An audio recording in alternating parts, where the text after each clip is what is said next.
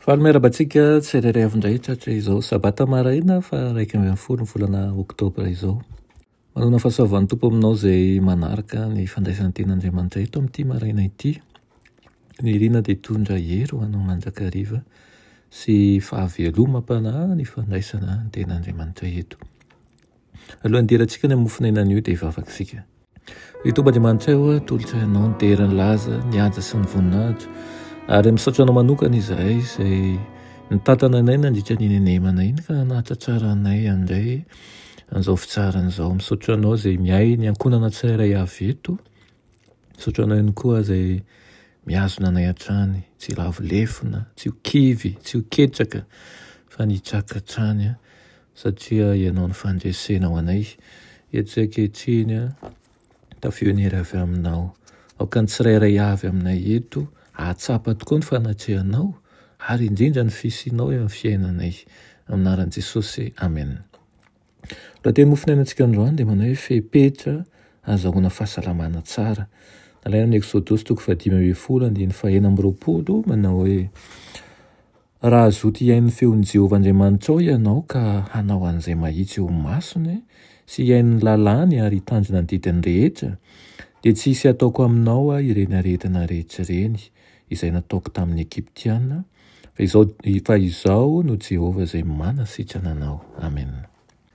Mpitarika sy mpampianatra teo amin'ny Israely fahiny tokoa manko i Kristy ary nampianatra azy ireo izy fa valisoan'ny fankatoavana ny lalàn'Andriamanitra ny fahasalamana. Ilay dokotera lehibe nanasitrana ny marary tany Palestina dia efa niteny tamin'ny vahoaka ny avy tao amin'ny Andraona ka nilaza taminy izay tsy maintsy ataony sy izay tian'Andriamanitra atao ho anazy ihany koa. Hoy izy manao hoe raha zoty iain'ny feon'i Jehovah Andriamanitra ianao ka hanao an'izay mahitsy eo masony sy iain'ny lalàny ary hitandrina ny didiny rehetra dia tsy hisy ataoko aminao ireny aretiny ireny fa izao izy no Jehovah izay nanasitrana anao. Nanome baiko mazava ny Israely i Kristy mikasika ny fahazarany eo amin'ny fiainany ka nanome toky izy fa harovany tsy ho azona aretina izy. Rehefa nitanteran'ny Israely ny fepetra dia hita fa marina ny teny fikasana teo aminy. Ho antsika ireny lesona ireny. Misy fepetra tokony hotazoniny izay rehetra te hiaro ny fahasalamany. Tsy mahafaly ny tompony tsy fahalalana mikasika ny lalàny na ara-nofo na ara-panahy ary tokony hiara-miasa amin'Andriamanitra isika amin'ny famerenana ny fahasalamana amin'ny vatana, amin'ny famerenana ny fahasalamana amin'ny fanahy ihany koa. Tokony hampianatra ny hafa koa isika hiaro sy hamerina ny fahasalamany. Ho an'ny marary dia tokony hampiasa ny fanafody izay efa nomen'Andriamanitra eo amin'ny zavaboary izy ary tokony hanondry azy ilay ny afaka mamerina an'izany ihany koa. Ny tena votoatin'ny filazantsara dia ny famerenana amin'ny laony ny fahasalamana ka tiany Jesosy mihitsy ny hibaikitsika ny marary ihany koa ny tsy manana fanantenana sy ny azom-pahoriana hamikitra amin'ny heriny. Tao amin'ny fanasitranana rehetra nataon'i Jesosy ny herin'ny fitiavany.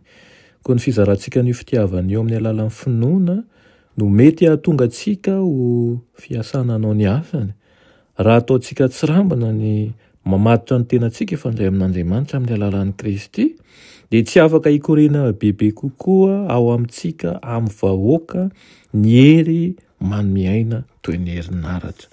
Ilaina tokoa ny mikajy ny fahasalamana mba hahasalaman'ny vatana sy ny saina fa indrindrandrindra ihany koa dia ny fahasalaman'ny fanahy. Aoka izany isika tsy hanao atsirambina azy ireny ary indrindra andray toromarika rehetra ao amin'ny soratra masina mba ahafahantsika manana ny toe-tsaina tokoa, ilaina tokoa entina miady ny amin'ny fakapana rehetra ary ny ahafahantsika indrindrandrindra mijoro amin'ny fahamarinan'Andriamanitra. Engany ny teny izay noraisintsika amin'izao maraina izao, hahatonga anao ahay halala onina, hahatonga anao hikajy ny fahasalamana, hahatonga anao hizara an'izany fahasambarany fahasalamana izany, ampiarabelona rehetra ihany koa, ampitiavana ary ihany koa hahatonga antsika hiaina ao anatin'izany filaminana izany. Vavaka isika, Itomandiamanitra eo mbola misaotra anao zay ny amin'izany teninao zany, mangataka aminao indrindra izahay mba ahatonga anay ho zatra ao anatin'ny fepetra azahoana ny fahasalamana tsara, ary tezao izahay izay tsy zatra ao anatin'izany mba hiverina ao anatin'izany lamina izany, ka hijery sy hikojokojo ny fahasalamana tokoa izay satria ny aina dia avy aminao ary ny vatanay dia tempolinao ihany koa. Aminaran'i Jesosy, amen.